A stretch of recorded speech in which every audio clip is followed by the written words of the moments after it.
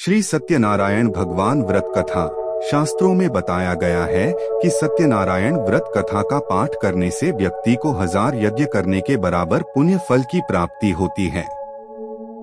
सत्यनारायण भगवान व्रत कथा में भगवान विष्णु के सत्य स्वरूप के बारे में बताया गया है। इस व्रत का पाठ करने से घर में सुख समृद्धि का वास होता है और भगवान विष्णु की कृपा बना रहती है। सत्यनारायण व्रत कथा का पहला अध्याय सुने। एक समय की बात है, नैशिरण्य तीर्थ में शौनिकादि 88,000 ऋषियों ने श्री सूत जी से पूछा, है प्रभु, इस कलयुग में वेद विद्या रहित मनुष्यों को प्रभु भक्ति किस प्रकार मिल सकती है तथा उनका उद्धार कैसे होगा? हे मुनि श्रेष्ठ, कोई ऐसा तप बताइए जिससे थोड़े समय में ही पुण्य मिले और मनवांछित फल भी मिल जाए। इस प्रकार की कथा सुनने की हम इच्छा रखते हैं।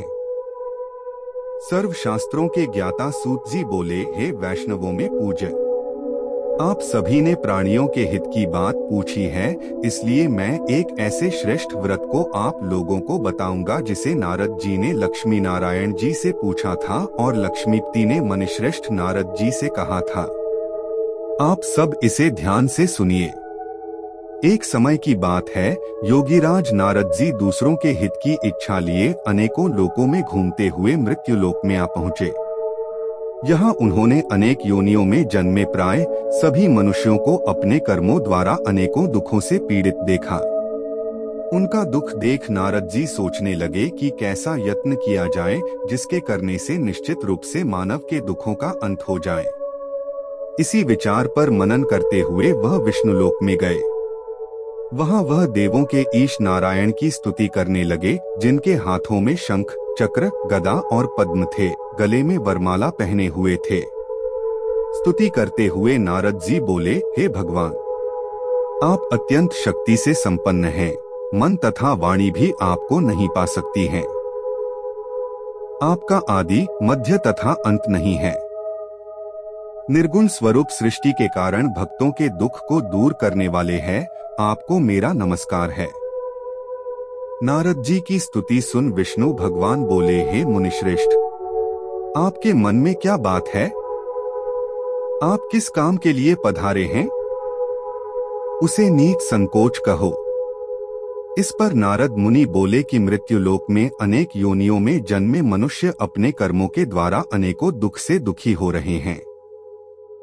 हे नाथ, आप मुझ पर दया रखते हैं तो बताइए कि वो मनुष्य थोड़े प्रयास से ही अपने दुखों से कैसे छुटकारा पा सकते हैं। श्रीहरि बोले, हे नारद, मनुष्यों की भलाई के लिए तुमने बहुत अच्छी बात पूछी है। जिसके करने से मनुष्य मोह से छूट जाता है, वह बात मैं कहता हूँ, उसे सुनो। स्वर्ग लोक व मृत्युलोक दोनों में एक दुर्लभ उत्तम व्रत है जो पुण्य देने वाला है। आज प्रेमवश होकर मैं उसे तुमसे कहता हूँ। श्री सत्यनारायण भगवान का यह व्रत अच्छी तरह विधान पूर्वक करके मनुष्य तुरंत ही यहाँ सुख भोग कर मरने पर मोक्ष पाता है।